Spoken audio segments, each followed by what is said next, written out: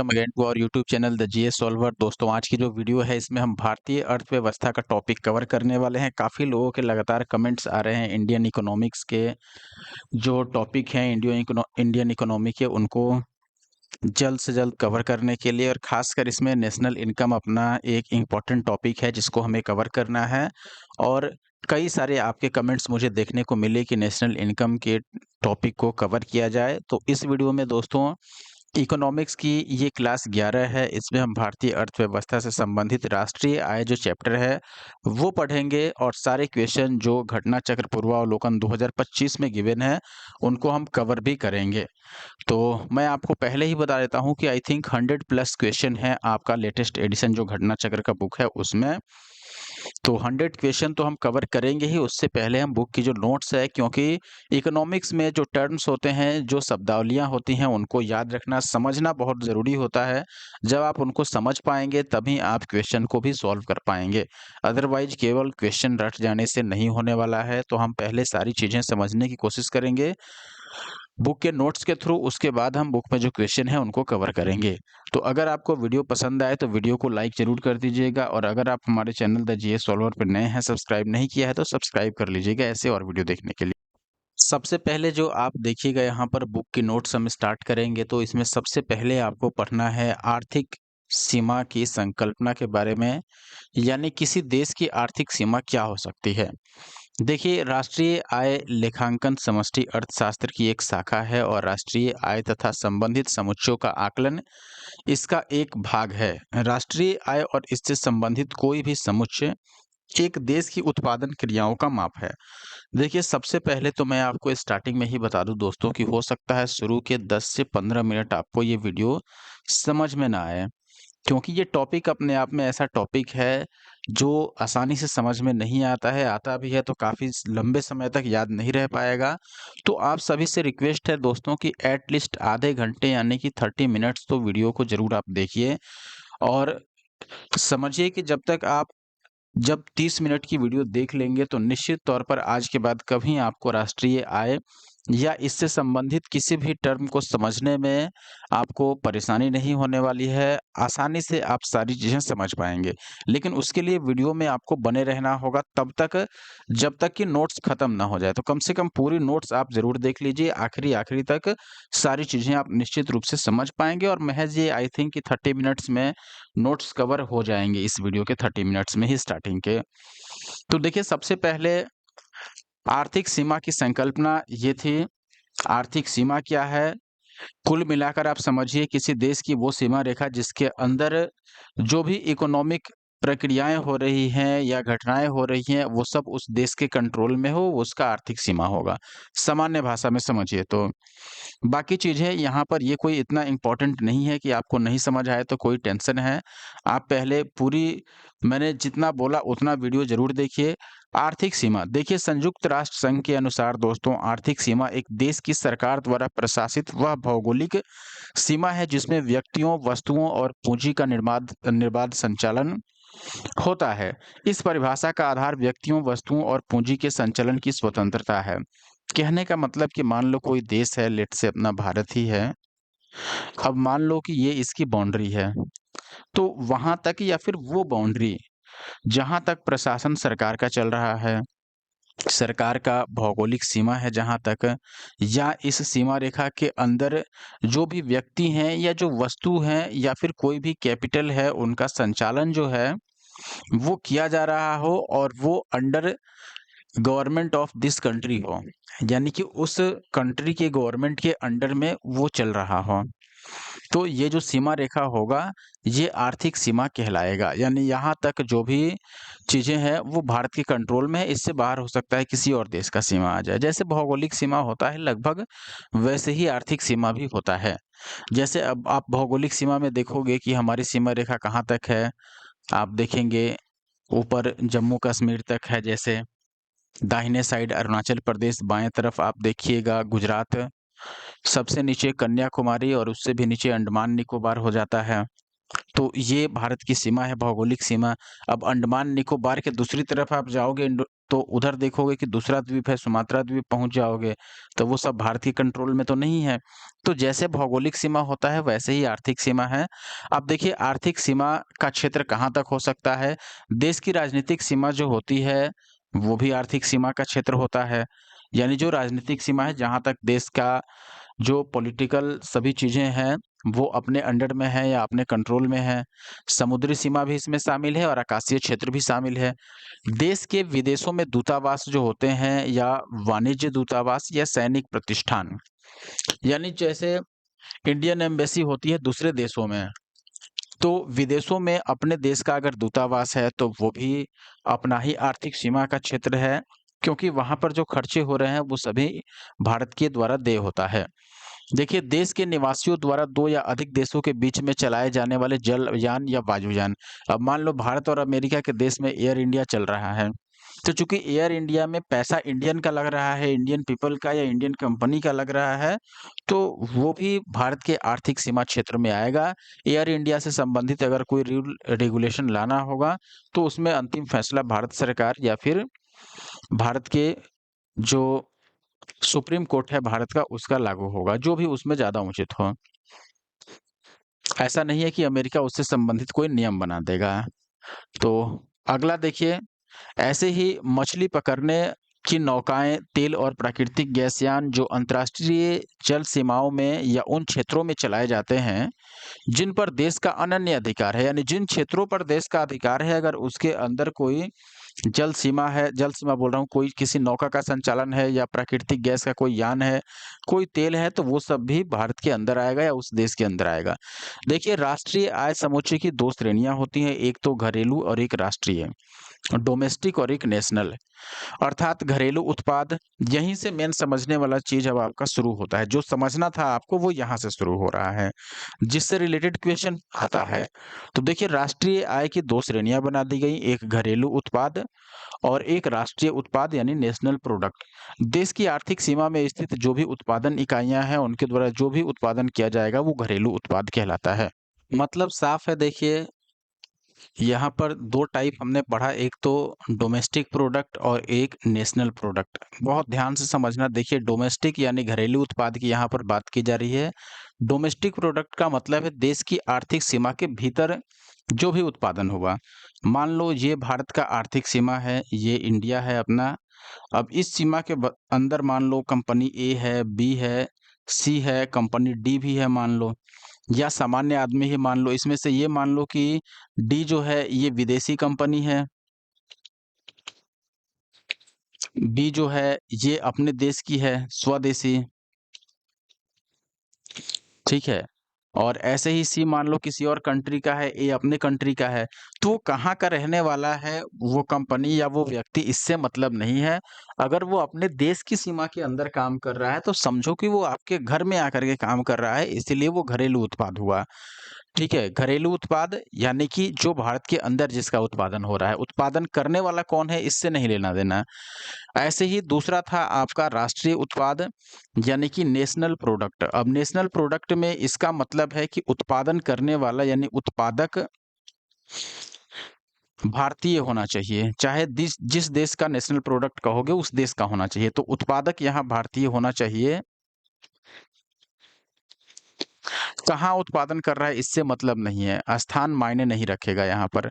स्थान या देश का क्षेत्र, इससे कोई मतलब नहीं है कि वो भारत के अंदर उत्पादन हो रहा है या बाहर हो रहा है। अगर वो उत्पादनकर्ता भारतीय है तो उसका जो भी प्रोडक्ट होगा वो नेशनल प्रोडक्ट कहलाएगा भारत का, क्योंकि भारत के व्यक्ति द्वारा बनाया गया है, सीधी बात है। तो दोनों में अंतर इतना ही है, घरेलू का मतलब आपके घर के अंदर यानी कि भारत की सीमा रेखा के अंदर उसका उत्पादन हुआ हो, कौन उत्पादन कर रहा है उससे मतलब नहीं है। और नेशनल प्रोडक्ट का मतलब कि भारत की नेशनैलिटी जिसके पास है, सिटीजनशिप है, वो उत्पादन करे चाहे कहीं भी उत्पादन करे। अब देखिए निवासी की संकल्पना, यहाँ निवासी किसको माना जाएगा? नागरिक और निवासी दोनों अलग-अलग शब्द हैं। नागरिक का मतलब जिसको नागरिकता प्राप्त हो और निवासी का मतलब विदेशी व्यक्ति भी अगर भारत में काफ़ी समय से निवास कर रहा है, तो उसको भारत का निवासी कहा जा सकता है। देखिए एक व्यक्ति एक देश का नागरिक हो सकता है और ऐसा भी हो सकता है कि वो जैसे मान लो भारतीय व्यक्ति है लेकिन अमेरिका में रहता है काफ़ी दिनों से। तो उसको ऐसा कह सकते हैं कि यह नागरिकता इनके पास भारतीय है लेकिन निवासी वहाँ का है। तो ये यहाँ पर आप समझ सकते हैं कि कोई एक व्यक्ति एक देश का नागरिक हो सकता है और ये भी हो सकता है कि वह दूसरे देश का निवासी हो। नागरिक किसी और देश का, निवासी किसी और देश में, यानी किसी और देश में रहता हो। जैसे जो भारतीय विदेशों में रहते हैं, वे भारत के नागरिक हैं, लेकिन जिस देश में रहते हैं, वहाँ के निवासी हो गए। तो ये निवासी और नागरिक में अंतर है। अब निवासी की परिभाषा को और साफ-सुथरा यहाँ लिखा गया है, एक व्यक्ति या एक संस्था। निवासी में व्यक्ति भी आते हैं, संस्था भी आता है, कोई भी इंस्टीट्यूशन हो गया। उस देश का निवासी कहलाता है जिस देश में वह रहता है या स्थित है, या फिर जिस देश की आर्थिक सीमा में वह स्थित है, उस देश का निवासी कहलाएगा, चाहे कोई कंपनी हो, संस्था हो या व्यक्ति हो। आर्थिक हितों के केंद्र में 2 बातें शामिल हैं, वह निवासी यानी कि व्यक्ति या फिर संस्था उस देश की आर्थिक सीमा में रहता है, और दूसरा उसके कमाने, खर्च करने और संचय करने की आर्थिक क्रियाएँ उसी देश के अंदर से संचालित की जाती हैं।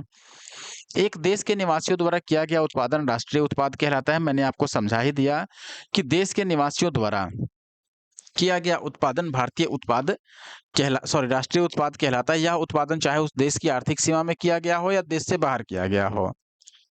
ठीक है ना? तो यहाँ पर व्यक्ति से मतलब है, उत्पादक से, उत्पादन करने वाले से, ना कि जगह से।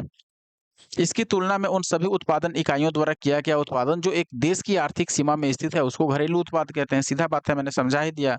चाहे यह उत्पादन वहाँ के निवासी द्वारा किया गया हो या गैर निवासी द्वारा किया गया हो, अगर उस देश के अपने क्षेत्र में किया गया है तो उस देश का आर्थिक बोल रहा हूँ, घरेलू उत्पाद हुआ। ये राष्ट्रीय उत्पाद और घरेलू उत्पाद में संबंध भी समझ लीजिए। किसी देश की आर्थिक सीमा में किया गया कुल उत्पादन मैंने बताया है, आर्थिक सीमा के अंदर हो रहा है तो वह घरेलू उत्पाद यानी कि घर में हो रहा है उत्पादन, ऐसे समझिए। और देश के निवासियों द्वारा यानी कि वो उस देश के जो भी निवासी हैं, उनके द्वारा जो भी उत्पादन किया जा रहा है वो राष्ट्रीय उत्पाद कहलाएगा। राष्ट्रीय उत्पाद में खास करके ध्यान दीजिए, जो विदेशों में कमाई कर रहे हैं वो भी आएगा, विदेशों की आय भी इसमें शामिल होगी।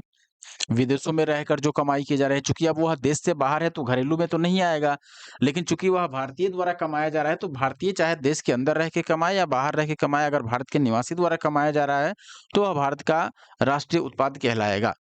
अब देखिए, राष्ट्रीय उत्पाद में घरेलू उत्पाद प्लस देश के निवासियों द्वारा आर्थिक सीमा से बाहर किया गया उत्पाद, क्योंकि घरेलू उत्पाद में देखिए आपके देश में कितना उत्पादन हो रहा है वो सब आ गया। लेकिन कुछ व्यक्ति ऐसे भी हैं जो देश से बाहर कमा रहे हैं, उनकी आय को राष्ट्रीय उत्पाद में या उनके द्वारा किए गए उत्पाद को राष्ट्रीय उत्पाद में जोड़ना होगा, तो ये यहाँ पर जोड़ दिया गया। फिर देश की आर्थिक सीमा के अंदर जो उत्पादन किया जा रहा है लेकिन दूसरे देशों के लोगों द्वारा, गैर निवासियों द्वारा, उसको माइनस करना होगा। आपका अपना मान लीजिए, जैसे एक घर के तौर पर समझो, मान लो ये एक घर है, ये आप ही का घर है मान लेते हैं, ठीक है? यहाँ पर मान लीजिए आप रहते हैं और आपके यहाँ कोई नौकरी करता है मान लीजिए, या मज़दूरी करता है, कोई पर्सन है मान लो कि वो आपके यहाँ मज़दूरी करता है और आप उसे 1 महीने में मान के चलो 5,000 रुपए मज़दूरी के तौर पर देते हैं। और आपका ही एक भाई है मान लो डी है, वो बाहर रह के काम करता है, विदेशों में काम करता है, उसकी आय मान लो 50,000 रुपए है वहाँ पर। और मान लो आप जो चलो 2 1 मज़दूर और रख लेते हैं, उसको भी मान के चलो हमने 5,000 ही दिया मज़दूर को, 2 मज़दूर आपके यहाँ काम कर रहे हैं। अब ये जो काम कर रहे हैं खेती-बाड़ी या जो भी हो आपके यहाँ, उससे मान लो आपको 40,000, 50,000 या 60,000 की मान लो आय है। तो ओवरऑल अगर आपका निकाला जाए आय, तो आप कैसे निकालोगे? आप बोलोगे आपके घर में जो टोटल उत्पादन हुआ, चाहे ये दोनों मज़दूरों ने मिल के किया हो या आप खुद किए हों, जो यहाँ उत्पादन हुआ वो 60,000 का है मान लीजिए। फिर जो बाहर कमाई हो रहा है, आपके भाई साहब कमा के आपको देंगे या आपके पास लेकर आएँगे, वो 50,000 वो भी उसमें जोड़ोगे आप, क्योंकि वो आपका है, या आपके भाई का मतलब आपके घर का है, घर का सदस्य का है। लेकिन जो बाहर के लोग कमा रहे हैं यहाँ पर, वो तो आपको देना है, तो उतना माइनस करोगे, यानी 5,000 जो 2 लोगों को आप दे रहे हैं उसको माइनस करोगे। तो कहने का मतलब वही है, आपके घर का आय विदेशों से जो आपको कमा कर मिला वो, और आप दूसरों को जो दे रहे हैं उसको तो माइनस करना होगा। तो ये करके फाइनल जो बनेगा वो राष्ट्रीय उत्पाद हुआ यहाँ पर। वही चीज़ यहाँ पर बोला जा रहा है कि देखो, घरेलू उत्पाद यानी घर का, घर के अंदर, अपने देश के अंदर कितना प्रोडक्शन हुआ, फिर देश के निवासी दूसरे देश में क्या प्रोडक्शन किए उनको ऐड करोगे, देश के बाहर वाले को। फिर दूसरे देश के व्यक्ति भारत में आकर के क्या कर रहे हैं, उनकी कमाई को या उनकी जो उत्पादन है उसको माइनस करोगे तो फाइनल आपका राष्ट्रीय उत्पाद मिल जाएगा। इसको इस तरीके से भी लिख सकते हैं, राष्ट्रीय उत्पाद इक्वल टू घरेलू उत्पाद हो गया। फिर विदेशों से जो प्राप्त हुआ आय वो, और माइनस विदेशों को क्या दिया गया वो। तो ये सिंपल वही बात है, उसी को थोड़ा शॉर्ट करके लिखा गया है। आप ऐसे भी लिख सकते हैं, राष्ट्रीय आय को घरेलू उत्पाद प्लस विदेशों से निवल कारक आय। निवल का मतलब नेट कितना इनकम हुआ वो, यानी विदेशों को जो दिया गया और विदेशों से जो आया दोनों का ओवरऑल जो रिजल्टेंट वैल्यू निकलेगा वो यहाँ पर लिखना है। यानी कि मान लीजिए कि विदेशों से आय हुआ 1 लाख का, विदेशों को दिया गया मान लो 30,000, तो आप इसको घटा दो तो 60,000, यहाँ पर 70,000 जो रुपए बच रहे हैं ये निवल आय हुआ विदेशों से, यानी शुद्ध आय, ऐसे आप समझो। तो यहाँ पर 70,000 जोड़ लो आप घरेलू उत्पाद में, तो ये हो गया। फिर यहाँ पर यदि विदेशों से प्राप्त कारक आय जो है वो विदेशों को दी गई आय से अधिक होगा तो निश्चित रूप पर निवल कारक जो होगा वो धनात्मक हो जाएगा। यानी कि विदेशों से प्राप्त हुआ अधिक लेकिन विदेशों को दिया गया कम, तो निश्चित तौर पर पॉजिटिव आप फायदे में है, तो यहाँ पर ये धनात्मक आय होगा। लेकिन विदेशों से जो आय प्राप्त हुआ और विदेशों को जो आपने दिया उससे प्राप्त होने वाला आय अगर कम हो गया, यानी आपने विदेशों से लाया कम लेकिन विदेशियों को दिया अधिक, तो ऐसे में आय ऋणात्मक हो जाएगा। ये तो साफ शब्द है, कोई भी बता देगा। अब देखिए यहाँ पर हम बात करते हैं औद्योगिक वर्गीकरण की। उत्पादन इकाइयों का अलग-अलग औद्योगिक समूह या क्षेत्रकों में समूहीकरण जो होता है वो औद्योगिक वर्गीकरण कहलाता है। जैसे आपने सेक्टर ज़रूर पढ़ा होगा अर्थशास्त्र में, प्राइमरी सेक्टर, सेकेंडरी सेक्टर, और फिर जैसे यहाँ पर तृतीयक सेक्टर है। तो प्राथमिक क्या होता है? प्राथमिक होता है सीधे तौर पर जो प्रकृति से चीज़ें इस्तेमाल की जा रही हैं। देखिए इस क्षेत्र में उन उत्पादन इकाइयों को शामिल किया जाता है जो प्राकृतिक संसाधनों के दोहन से उत्पादन करती हैं, यानी प्रकृति में जो भी संसाधन उपलब्ध है उसका डायरेक्ट इस्तेमाल जहाँ किया जाता है। जैसे कृषि, तो डायरेक्ट यहाँ पर मिट्टी का यानी कि मृदा का डायरेक्ट इस्तेमाल हो रहा है। पशुपालन, इसमें भी मृदा का इस्तेमाल है। मछली पकड़ना, जल का इस्तेमाल है। खनन, भूमि का इस्तेमाल है। उत्खनन, भूमि का इस्तेमाल है। वानिकी, तो ये सब डायरेक्ट अगर इस्तेमाल हो रहा है मान लीजिए, तो उसको हम बोलेंगे कि वो प्राथमिक क्षेत्र के अंतर्गत आता है। चाहे वह कृषि हो, पशुपालन हो, मछली पकड़ना हो, ये सब प्राथमिक क्षेत्र में आता है। और देखिए द्वितीयक क्षेत्र के लिए कच्चा माल मिलता है इससे, यानी प्राथमिक क्षेत्र जो बनाता है उसका जब रूप चेंज किया जाए तो वो द्वितीयक क्षेत्र में आ जाएगा। द्वितीयक क्षेत्र में देखिएगा इस क्षेत्र में वे उत्पादन इकाइयां शामिल की जाती हैं जो एक प्रकार की वस्तु को दूसरे प्रकार की वस्तु में परिवर्तित करती हैं। ये चीज ध्यान देने वाला है, यहाँ पर एक प्रकार की वस्तु को दूसरे प्रकार की वस्तु में जो परिवर्तित करता है वो सब आ जाएगा द्वितीयक क्षेत्र में। जैसे यहाँ पर देखिएगा कारखाने हो गए या बिजली का उत्पादन करना। बिजली का उत्पादन चूंकि जल से किया जा रहा है तो जल प्राथमिक क्षेत्र है, प्राथमिक क्षेत्र में आता है। लेकिन जल को अगर हम बिजली में कन्वर्ट कर रहे हैं तो कन्वर्ट करने का काम अगर हो रहा है तो वो सारी चीजें द्वितीय क्षेत्र में आती हैं। जल आपूर्ति करना, कारखाने या कोई भी बनाने वाला सामान हो। और तृतीय क्षेत्र में आ जाता है सीधे सेवा देने वाला, सर्विस देने वाला, इसीलिए इसको सेवा क्षेत्र भी कहा जाता है। इसके अंतर्गत सेवाओं का उत्पादन करने वाली उत्पादन इकाइयां आती हैं, जैसे परिवहन, व्यापार, शिक्षा, होटल, सरकारी प्रशासन, वित्त इत्यादि। ये सभी तृतीय क्षेत्र में है क्योंकि ये सभी सेवा देते हैं। जैसे होटल, ठहरने की व्यवस्था, भोजन देना, तो ये सेवा देना हुआ। शिक्षा देना, सेवा देना हुआ।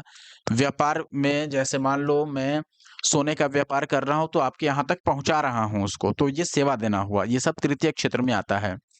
यानी ये उत्पादन कुछ नहीं करते हैं, ये बस उत्पादन किया हुआ चीज ला करके आपके यहाँ तक पहुँचा देंगे। बात समझिए। जैसे परिवहन मान के चलिए बस के माध्यम से हुआ या हवाई जहाज के माध्यम से या रेलगाड़ी के माध्यम से, तो तृतीय क्षेत्र में ना तो रेलगाड़ी बनाया गया, ना ही बस बनाया गया, ना ही हवाई जहाज बनाया गया। बस इसके द्वारा सेवा दिया गया कि हम रेल में बैठाकर आपको दूसरी जगह पहुंचा देंगे और उसके बदले में आपसे जो भी होगा वो शुल्क ले लेंगे। और बस का भी यही काम है या फिर एयरलाइंस का भी यही काम है। तो यहाँ पर कहने का मतलब ये है। तो तीनों में अंतर क्या है देखिए। जैसे मैं उदाहरण लेता हूँ लोहा का। मान लो लोहा क्या है? एक धातु है। सबसे पहले लोहा का क्या होगा? खनन। खनन के द्वारा निकाला जाएगा उसको। तो खनन करना ये किस में आएगा? प्राइमरी सेक्टर में, यानी 1 नंबर में। फिर उस लोहे का रूप बदल के उससे आप रड बना दीजिए, तलवार बना दीजिए, चाकू बना दीजिए या लोहे की जो भी वस्तुएँ बनती हैं, मान लो मैंने बोला कि बस ही बना दो चलो। हालाँकि केवल लोहे से बस नहीं बन जाती है, लेकिन मान लो बस बन गया। तो ये जो बनाने का काम कर रहा है, वो आ गया द्वितीय क्षेत्र में सीधे 2। और जब ये बस सेवा देने लगेगी लोगों को, यानी बस के द्वारा अब परिवहन का काम लिया जा रहा है, लोगों को यह एक जगह से दूसरी जगह पहुँचा रही है, तो ये तृतीय क्षेत्र में आ गया। हर एक केस में ऐसा है, आप किसी भी क्षेत्र में जैसे खाने-पीने की वस्तुएँ देखो, कृषि। कृषि किया जा रहा है यानी गेहूँ का उत्पादन किया गया, चावल का उत्पादन किया गया मान लो, तो गेहूँ चावल जो है जनरली ये डायरेक्ट नहीं खाया जाता है। तो गेहूँ चावल चूँकि वहाँ उत्पादन हो रहा है, तो ये आ गया प्राथमिक क्षेत्र में। लेकिन जब उसका रूप बदला जाएगा, गेहूँ चावल को रोटी बना देना या उससे ब्रेड बना देना, खाने की कोई वस्तु बना देना, तो वहाँ चूँकि परिवर्तन किया जा रहा है, तो वो द्वितीय क्षेत्र में आ गया। और जो परोसता है आपके पास, होटल हो गया, जहाँ आपको वो खाने को मिलेगा, ठीक है ना? जैसे अब देखो यहाँ पर गेहूँ से आटा बनाना, ये भी चूँकि रूप परिवर्तन किया जा रहा है, तो वो भी द्वितीय क्षेत्र में आएगा।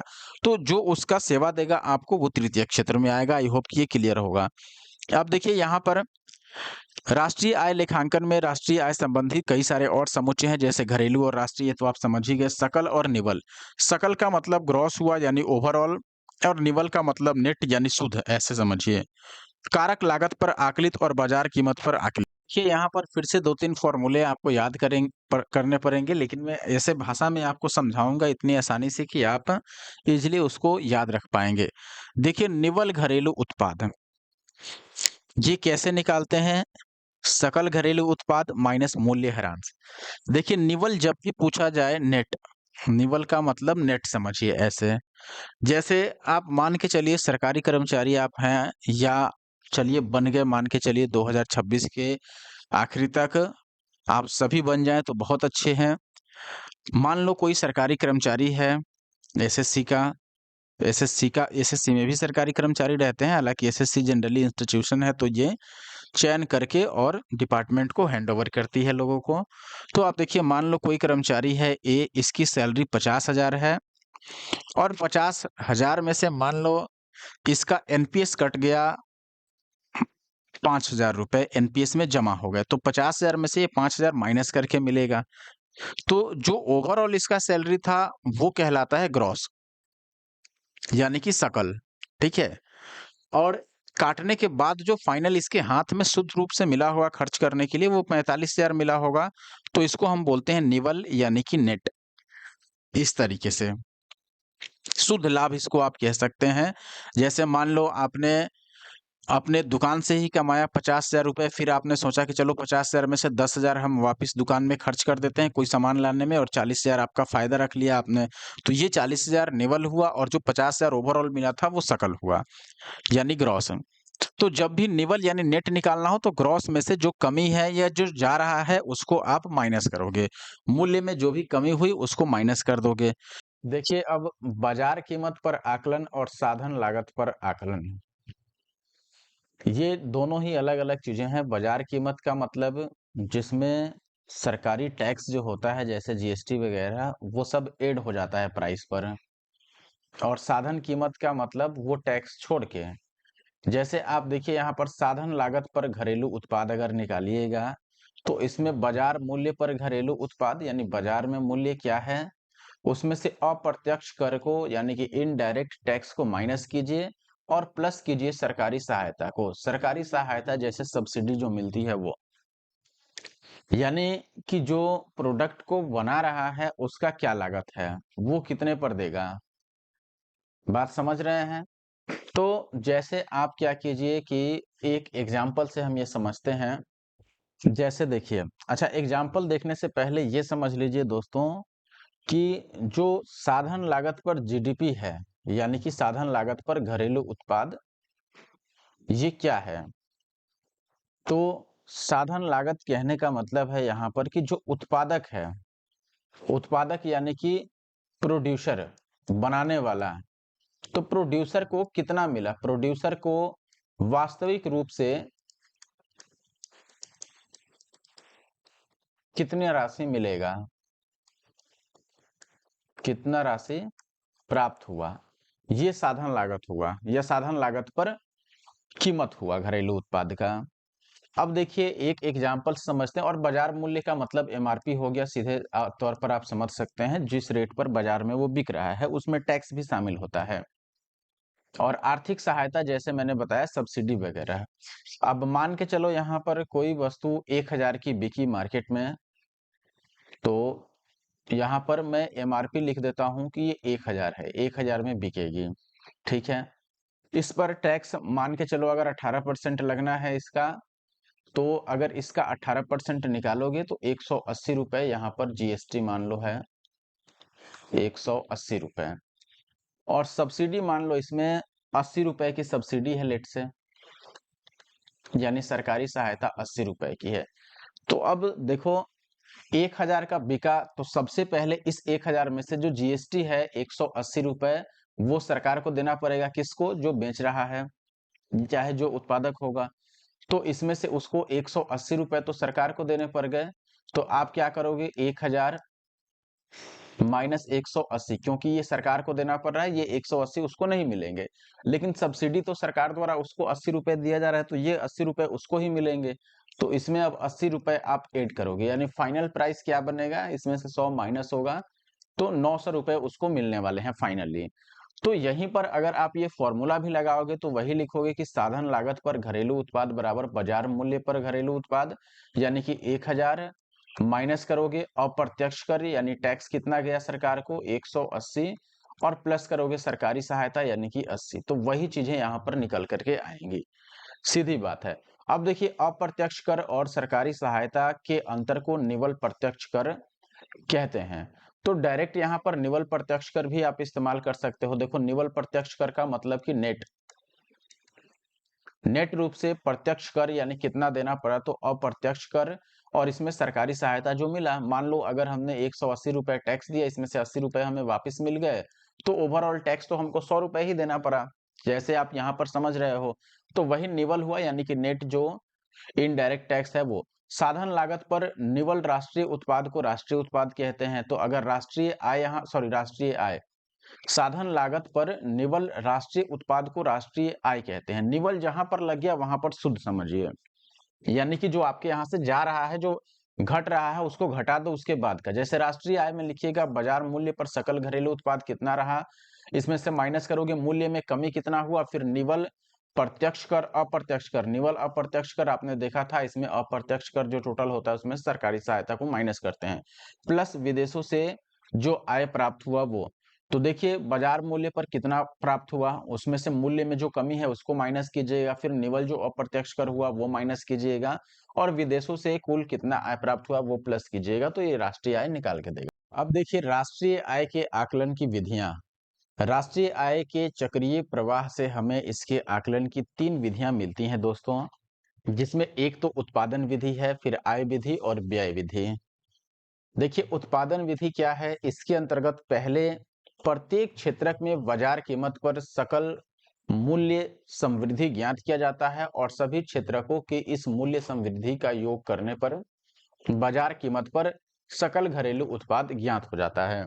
इसमें सीधा सीधा आपको ध्यान रखना है, उत्पादन विधि में क्या करना है, सभी क्षेत्रों के, जैसे कृषि क्षेत्र हो गए या जो भी क्षेत्र है, बाजार कीमत पर सकल मूल्य समृद्धि ज्ञात करके उसको जोड़ दिया जाता है। सभी क्षेत्रों की इस मूल्य समृद्धि का योग निकाला जाता है, जिससे बाजार कीमत पर सकल घरेलू उत्पाद ज्ञात हो जाता है। समृद्धि का मतलब मूल्य में वृद्धि। जैसे मान लो एक किसान ने गेहूं उगाया जिसकी कीमत 100 रुपए है, जब उसका आटा बना दिया जाएगा तो उसकी कीमत फिर 150 रुपए केजी हो जाएगी। तो यहाँ वृद्धि क्या हुई, 50 रुपए की वृद्धि हुई। तो ये जो 50 रुपए की वृद्धि है इसी को हम मूल्य में समृद्धि कहेंगे, कि 50 रुपए उसमें वैल्यू और एड हो गया, तो समृद्धि यानी वैल्यू एडेड। अब देखिए आय विधि। इस विधि के अंतर्गत पहले क्षेत्रक द्वारा किए गए कुल कारक भुगतान का आकलन किया जाता है, फिर तीनों क्षेत्रकों के कारक भुगतानों का योग करके साधन लागत पर निवल मूल्य वृद्धि या घरेलू कारक आय ज्ञात हो जाता है। इसमें किसको किसको ध्यान में रखा जाता है, देखिए क्या क्या जोड़ा जाता है। नाम ही है इसमें आय विधि, तो जितना भी तरह का आय है सभी को एक साथ इसमें जोड़ दिया जाता है। यहाँ देख भी सकते हैं घरेलू कारक आय में क्या-क्या शामिल है, जैसे किराया देना, रॉयल्टी देना, लाभ देना या फिर ब्याज देना या कर्मचारियों को वेतन देना या फिर मज़दूरी देना किसी को, ये सभी घरेलू कारक आय में शामिल है। इन सभी को जोड़ा जाता है। मिश्रित आय में देखिएगा, मिश्रित आय से तात्पर्य है सारे कारकों की सम्मिलित आय। अतः इसमें आप देखिएगा साधन लागत पर निवल घरेलू उत्पाद अगर निकालना हो तो कर्मचारियों का पारिश्रमिक, फिर किराया और रॉयल्टी, ब्याज, लाभ, मिश्रित आय यदि है तो इन सभी को जोड़कर निकाला जाता है। व्यय विधि अगर आप देखते हैं दोस्तों, इसमें है इस विधि के अंतर्गत उपभोग और निवेश किए गए व्यय को जोड़ा जाता है। कितना उपभोक्ता या उपभोग करने पर क्या व्यय हुआ, निवेश करने में क्या व्यय हुआ, सभी को जोड़ा जाता है। यह व्यय घरेलू उत्पाद पर किया गया व्यय होता है। इसमें क्या-क्या घटक शामिल है, जैसे निजी अंतिम उपभोग व्यय, सरकारी अंतिम उपभोग व्यय, सकल घरेलू पूंजी निर्माण और निवल निर्यात, यानी कि आयात निर्यात। वो व्यय विधि में देखिए इन सभी को जोड़ना पड़ेगा।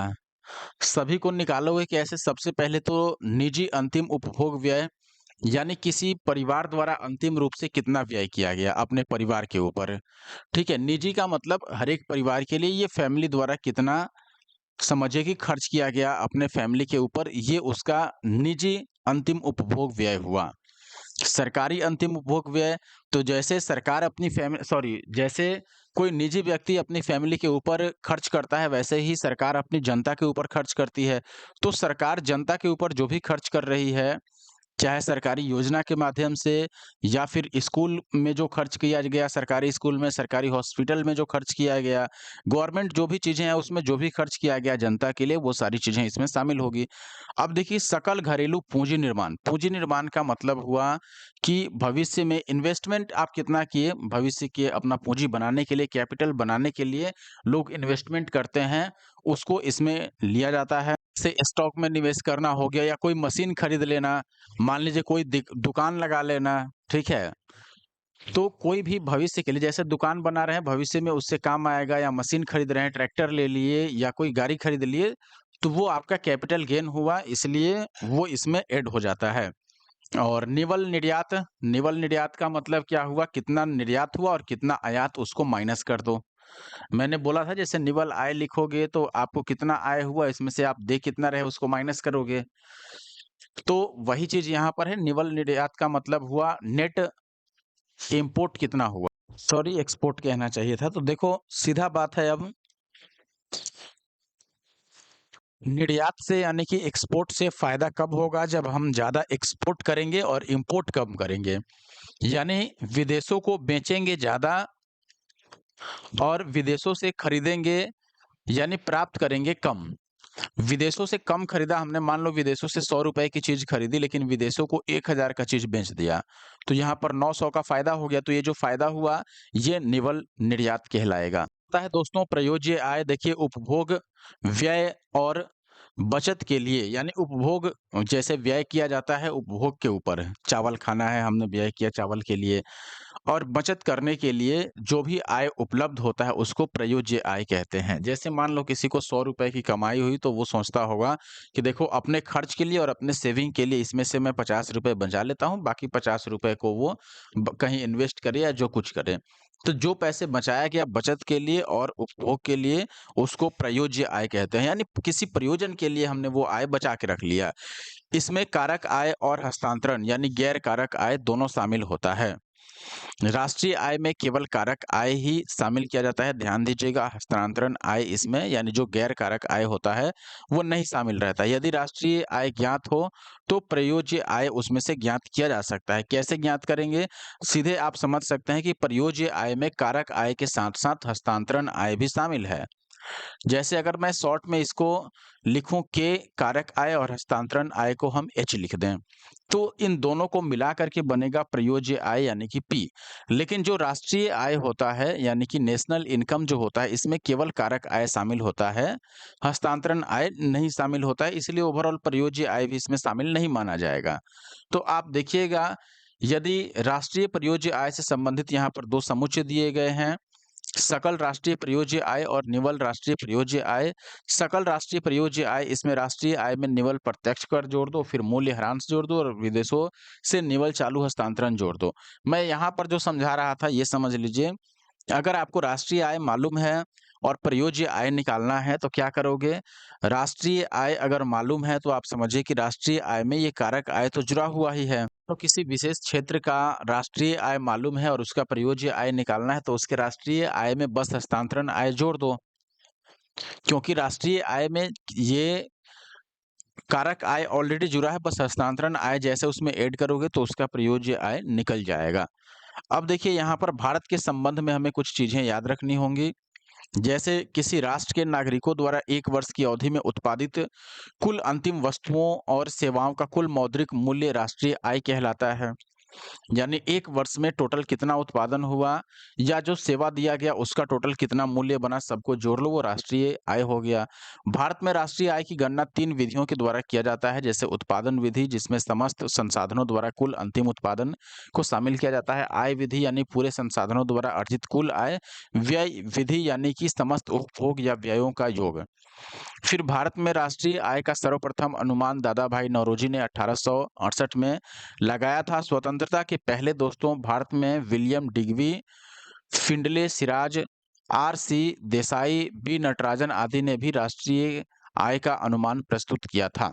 देखिएगा दोस्तों, यहाँ पर स्वतंत्रता के पूर्व राष्ट्रीय आय का सर्वाधिक वैज्ञानिक अनुमान वर्ष 1931-32 में वी.के.आर.वी. राव द्वारा प्रस्तुत किया गया। स्वतंत्रता के पश्चात भारत में राष्ट्रीय आय की गणना हेतु वर्ष 1949 में पीसी महालनोबिस की अध्यक्षता में राष्ट्रीय आय समिति का गठन किया गया था। तो आप देखिएगा, स्वतंत्रता के बाद पहली बार राष्ट्रीय आय की गणना हेतु पीसी महालनोबिस की अध्यक्षता में राष्ट्रीय आय समिति का गठन किया गया था। 3 सदस्यीय यह समिति थी। इसमें डी.आर. गॉडगिल एवं वी.के.आर.वी. राव भी सदस्य थे। तो 3 लोग हो ही गए, एक पीसी महालनोबिस हो गए। इस समिति द्वारा वर्ष 1951 में पहली और 54 में दूसरी रिपोर्ट प्रस्तुत की गई थी। वर्तमान में राष्ट्रीय आय की गणना किसके द्वारा किया जाता है, यह भी याद रखना है। राष्ट्रीय आय की गणना अभी राष्ट्रीय सांख्यिकी कार्यालय यानी कि एनएसओ द्वारा की जाती है, जबकि पहले यह केंद्रीय सांख्यिकी कार्यालय यानी सीएसओ द्वारा किया जाता था, लेकिन अब एनएसओ द्वारा किया जाता है। देखिए, एनएसओ सांख्यिकी एवं कार्यक्रम कार्यान्वयन मंत्रालय भारत सरकार के अधीन कार्य करता है। राष्ट्रीय आय की अब कुछ अवधारणाएं हैं जो आपको ध्यान रखनी है। जैसे सकल घरेलू उत्पाद है, जीडीपी, ग्रॉस डोमेस्टिक प्रोडक्ट। आप देखिएगा, किसी देश की भौगोलिक सीमा के भीतर एक वित्तीय वर्ष में उत्पादित समस्त अंतिम वस्तुओं और सेवाओं का कुल मौद्रिक मूल्य उस देश का सकल घरेलू उत्पाद कहलाता है। ये पहले भी हमने बता दिया था।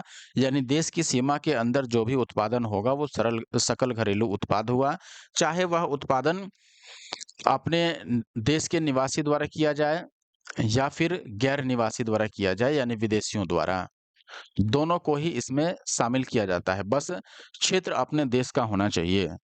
अच्छा, विश्व बैंक द्वारा दिसंबर 2024 में जारी किए गए आंकड़ों के अनुसार वर्ष 2023 के संदर्भ में क्रय शक्ति क्षमता, जिसको हम ट्रिपल पी कहते हैं, इसके आधार पर भारत विश्व की तीसरी, चीन और यूएसए के बाद सबसे बड़ी अर्थव्यवस्था है।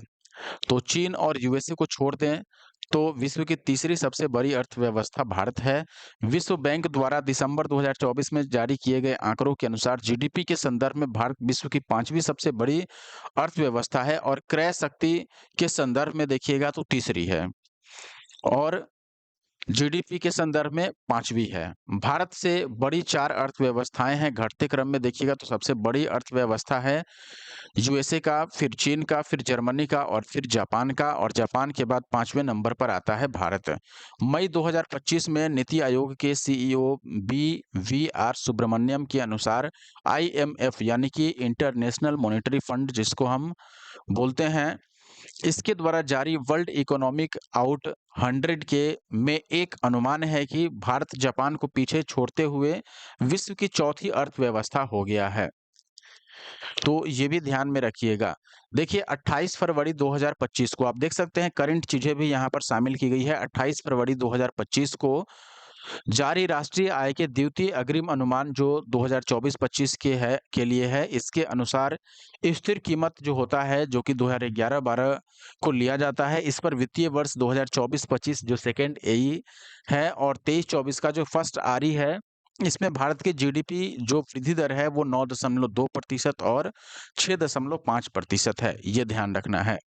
सकल राष्ट्रीय उत्पाद की यानी कि ग्रॉस नेशनल प्रोडक्ट की, देखिए किसी देश के नागरिक को, ध्यान रखिएगा, जैसे ही राष्ट्रीय लग जाए वैसे ही नागरिक की बात की जाती है, और अगर यहाँ घरेलू रहता तो हम अपने देश की सीमा की बात करते, देश के अंदर का उत्पादन। घरेलू मतलब देश के अंदर, घर के अंदर का उत्पादन। राष्ट्रीय का मतलब जिसके पास भारत की नागरिकता है, जो भारतीय लोग हैं, या फिर किसी देश के लिए अगर जीएनपी की बात कर रहे हो तो उस देश के नागरिकों द्वारा किसी एक वित्तीय वर्ष में उत्पादित अंतिम वस्तुओं का जो मूल्य है, उसको मौद्रिक, उसका जो टोटल मूल्य बनेगा वो उस देश का सकल राष्ट्रीय उत्पाद होगा। ध्यान रखिएगा, देश के नागरिक हो सकता है देश के अंदर रह के कमाई कर रहे हो या देश के बाहर काम कर रहे हो, सारी चीजें इसमें सम्मिलित की जाती हैं। यहाँ पर सीमा रेखा से कोई लेना देना नहीं है। सकल राष्ट्रीय आय की गणना में विदेशों में कार्यरत देश के नागरिकों की आय को भी जोड़ा जाता है। मैंने बोला ही, अगर देश के नागरिक हैं, भले ही वो विदेश में काम कर रहे हैं, वो सब जोड़ा जाएगा, जबकि देश के भीतर कार्यरत विदेशी व्यक्तियों की आय को घटा दिया जाता है। देश के भीतर अगर विदेशी व्यक्ति कोई कार्य कर रहे हैं तो उनकी आय को घटाया जाएगा, क्योंकि उनका आय तो अपने देश का राष्ट्रीय आय कैसे हो जाएगा, उसको तो माइनस करोगे आप। ये सकल घरेलू उत्पाद में जुड़ता है लेकिन राष्ट्रीय उत्पाद में ये घटता है।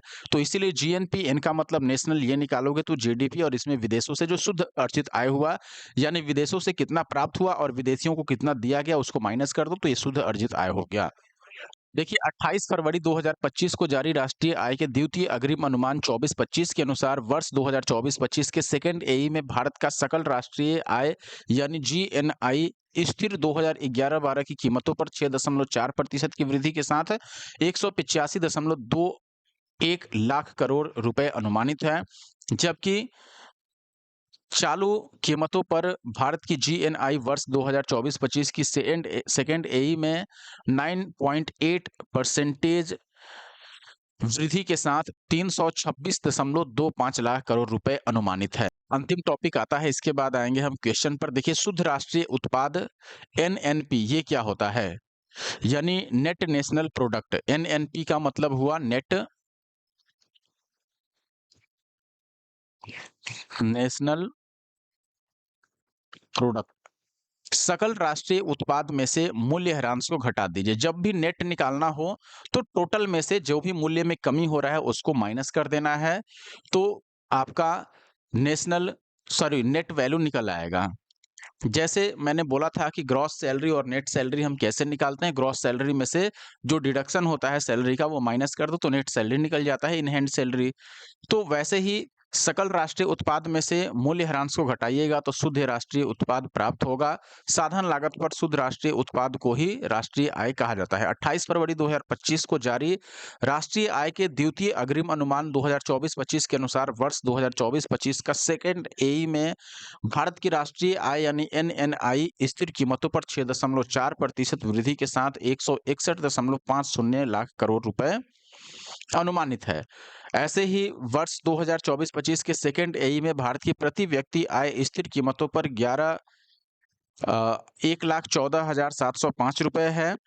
चालू कीमतों पर यह 2,05,579 रुपए है, और वहीं 23-24 में फर्स्ट आरई के लिए यह स्थिर कीमतों पर 1,08,786 रुपए और चालू कीमतों पर 1,88,892 रुपए अनुमानित है। अब इसके बाद सीधे हम क्वेश्चन पर आएंगे दोस्तों, आप देख सकते हैं। लेकिन यहाँ तक अगर आपने वीडियो देखा है और वीडियो देखने के बाद आपने वीडियो को लाइक नहीं किया या फिर कमेंट नहीं किया तो जरूर कर दें दोस्तों। और अगर आप हमारे यूट्यूब चैनल पे नए हैं, आपने सब्सक्राइब नहीं किया है, तो हमारे YouTube channel the GS solver को जरूर सब्सक्राइब कर लें ऐसे और वीडियो देखने के लिए। जो पहला प्रश्न है आज का वो है, पद राष्ट्रीय आय किसको निरूपित करता है। राष्ट्रीय आय जो शब्द है या फिर पद है ये किसको दर्शाता है। ऑप्शन है बाजार कीमतों पर सकल राष्ट्रीय उत्पाद, उसमें से मूल्य ह्रास को घटा दीजिए। दूसरा है बाजार कीमतों पर सकल राष्ट्रीय उत्पाद, इसमें से मूल्य ह्रास को घटाइए। और फिर विदेश से प्राप्त निवल कारक आय को जोड़िए। तीसरा है, देखिए सबसे पहले तो यहाँ पर सकल राष्ट्रीय उत्पाद की अगर बात की जा रही है तो इसमें विदेश से प्राप्त आय ऑलरेडी जुड़ा हुआ है, इसलिए ये गलत हो गया। इसमें केवल मूल्य ह्रास को घटाया गया है तो ये भी गलत है, क्योंकि इसमें से अप्रत्यक्ष कर भी घटाया जाता है और साथ में लास्ट में जो सरकारी सहायता मिलता है, सब्सिडी वगैरह, उसको ऐड किया जाता है। ये हमने एग्जाम्पल से समझा था, काफ़ी अच्छे तरीके से हमने नोट्स में समझा था। ऑप्शन सी है बाजार कीमतों पर सकल राष्ट्रीय उत्पाद, इसमें से मूल्य में कमी को माइनस कीजिए, अप्रत्यक्ष कर को भी माइनस कीजिए और सब्सिडी को जोड़ दीजिए, यही सही आंसर है यहाँ पर। यहाँ पर भी देखिएगा तो मूल्य में कमी को माइनस नहीं किया गया है और जब राष्ट्रीय उत्पाद ले ही लिया गया तो उसमें फिर विदेशों वाला को अलग से ऐड कर दिया गया है। तो ऑप्शन सी जो है यहाँ पर सही है। आप डायरेक्ट फॉर्मूला फिर से यहाँ देख सकते हैं, हालांकि मैंने नोट्स में भी बताया था। देखिए बाजार मूल्य पर शुद्ध राष्ट्रीय उत्पाद, इसको एनएनपी बोलते हैं। शुद्ध को कई बार निवल भी लिखा जाता है। तो नेट नेशनल प्रोडक्ट, एमपी का मतलब मार्केट प्राइस पर। देखिए बाजार मूल्य पर शुद्ध राष्ट्रीय उत्पाद ज्ञात करने के लिए अब ये बाजार मूल्य पर निकालना है, तो इसमें कुछ नहीं करना है आपको, बस जो ग्रॉस नेशनल प्रोडक्ट है यानी सकल राष्ट्रीय उत्पाद है उसमें से डिप्रिसिएशन को माइनस कर दीजिए, मूल्य में कमी को माइनस कर दीजिए, तो आपका बाजार मूल्य पर शुद्ध राष्ट्रीय उत्पाद आ जाएगा। चूंकि इसमें उत्पादित वस्तुओं को बाजार मूल्य पर लिया जाता है, इसीलिए इसमें अप्रत्यक्ष कर और सब्सिडी के प्रभाव भी सम्मिलित रहते हैं। तो इसीलिए अप्रत्यक्ष कर चूंकि सरकार को चला जाता है तो उसको माइनस किया जाता है, सब्सिडी उत्पादक को मिलती है, इसलिए सब्सिडी को हम ऐड करते हैं। इसीलिए इसे बाजार मूल्य पर शुद्ध राष्ट्रीय उत्पाद कहा जाता है। तो यहाँ पर ये सरकार के लिए हुआ। अब देखिए बाजार मूल्य पर शुद्ध राष्ट्रीय उत्पाद अगर लिखना है तो बस सकल राष्ट्रीय उत्पाद में से डिप्रिसिएशन को माइनस करो। लेकिन यही अगर साधन लागत पर शुद्ध राष्ट्रीय उत्पाद की बात किया जाए, एनएनपी की, तब आप देखिएगा यहाँ पर शुद्ध राष्ट्रीय उत्पाद की गणना साधन लागत यानी फैक्टर कॉस्ट पर की जाती है, तब उसको राष्ट्रीय आय कहा जाता है। साधन लागत पर गिनती कीजिए, आप कैलकुलेशन कीजिएगा, तब उसको राष्ट्रीय आय कहा जाएगा। ध्यान दीजिएगा हमारे प्रश्न में राष्ट्रीय उत्पाद नहीं पूछा गया था, हमसे राष्ट्रीय आय पूछा गया था। और राष्ट्रीय आय की गणना किस पर की जाती है? साधन लागत पर। तो साधन लागत पर क्या होगा? साधन लागत में आपको पता है कि अप्रत्यक्ष कर को माइनस करना रहता है, सरकारी सहायता को जोड़ना रहता है। तो वही चीज यहाँ पर लिखा गया है। साधन लागत पर अगर आप कैलकुलेट कीजिएगा इसे, या सीधे तौर पर कहिए राष्ट्रीय आय को अगर कैलकुलेट कीजिएगा, तो इसकी गणना हेतु बाजार मूल्य पर जो शुद्ध राष्ट्रीय आय, जिसमें शुद्ध राष्ट्रीय आय की जो गणना की जाती है उसमें अप्रत्यक्ष कर को घटाइएगा, सब्सिडी को जोड़िएगा, तब आपको साधन लागत पर शुद्ध राष्ट्रीय उत्पाद प्राप्त होगा। तो यहाँ पर देखिए बाजार मूल्य पर शुद्ध राष्ट्रीय उत्पाद माइनस कीजिएगा अप्रत्यक्ष कर और प्लस कीजिएगा सब्सिडी यानी सरकारी जो सहायता है उसको ऐड कीजिएगा, तब आपको मिलेगा बाजार मूल्य पर शुद्ध राष्ट्रीय, ये साधन लागत पर शुद्ध राष्ट्रीय उत्पाद, जिसको हम क्या कहते हैं? राष्ट्रीय आय भी कहते हैं। तो यहाँ पर अलग से वो चीज लिखा गया है शॉर्ट में, GNP minus depreciation plus indirect tax, दोनों को माइनस कीजिएगा और फिर सब्सिडी को ऐड कीजिएगा, और यही अपना सही आंसर भी था। आई होप कि आप समझे होंगे। अभी एक दो क्वेश्चन लगातार ऐसे मिलेंगे, आप समझ पाएंगे। देखिए साधन लागत पर एनएनपी क्या है? एनएनपी यानी कि नेट नेशनल प्रोडक्ट आपसे पूछा जा रहा है। अभी हमने यही पढ़ा था। देखिए एनएनपी यहाँ पर एफसी का मतलब साधन लागत पर इसकी कैलकुलेशन की जा रही है, तो हमने पढ़ा जीएनपी यानी कि ग्रॉस नेशनल प्रोडक्ट, इसमें से मूल्यह्रास और अप्रत्यक्ष कर को माइनस करना है और सब्सिडी को जोड़ना है। बस यही आपका आंसर होगा इस सवाल का। आपके पास बाजार मूल्य पर जीएनपी प्रयोज्य व्यक्तिगत आय या फिर राष्ट्रीय आय। हमने पढ़ा था दोस्तों कि जब साधन लागत पर हम जीएनपी की गणना करते हैं तो उसको राष्ट्रीय आय कहा जाता है।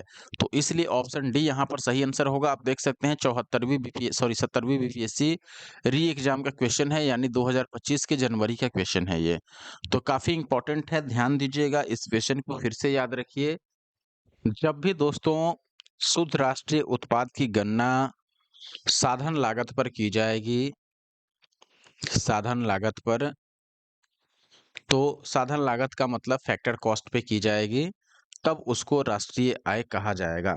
फॉर्मूला भी सिंपल है, आपको याद रखना है। आप या तो ऐसे लिखिए राष्ट्रीय आय, या फिर इसको आप लिख सकते हो एनएनपी यानी कि नेट नेशनल प्रोडक्ट जैसे देखिए अब यहाँ पर मैंने एफसी लिख दिया, यानी कि फैक्टर कॉस्ट पे हम एनएनपी की गणना कर रहे हैं। तो फैक्टर कॉस्ट यानी कि साधन लागत पर अगर नेट नेशनल प्रोडक्ट यानी शुद्ध राष्ट्रीय आय आप इसको कह सकते हैं, या शुद्ध राष्ट्रीय उत्पाद कहिए, ज़्यादा अच्छा यही होगा। तो जब भी हम साधन लागत पर शुद्ध राष्ट्रीय उत्पाद की गणना करते हैं तो वो राष्ट्रीय आय कहलाता है। एनएनपी यानी नेट नेशनल प्रोडक्ट यानी शुद्ध राष्ट्रीय उत्पाद किस पर? फैक्टर कॉस्ट पे यानी साधन लागत पे, तो वो राष्ट्रीय आय कहलाएगा। फैक्टर कॉस्ट पे जब भी गणना करेंगे तो इसमें ध्यान क्या रखना है? ग्रॉस नेशनल प्रोडक्ट आप लिखोगे और इसमें से आप मूल्यह्रास यानी डेप्रिसिएशन को माइनस करोगे, साथ में माइनस करोगे इनडायरेक्ट टैक्सेस को, और फिर प्लस क्या करोगे? सरकारी सब्सिडी जो मिलती है उसको। तो आपको फाइनल मिलेगा net national product at factor cost, और यही राष्ट्रीय आय भी कहलाता है। अगला सवाल देखिएगा, राष्ट्रीय आय क्या है? बाजार मूल्य पर निवल राष्ट्रीय उत्पाद। देखिए निवल का मतलब शुद्ध होता है, ये मैंने बोला ही। जैसे शुद्ध राष्ट्रीय उत्पाद आपको कहना है शुद्ध राष्ट्रीय उत्पाद, तो इसको आप क्या कह सकते हैं? इसको आप निवल राष्ट्रीय उत्पाद भी कह सकते हैं, और एनएनपी इसको लिखा जाता है।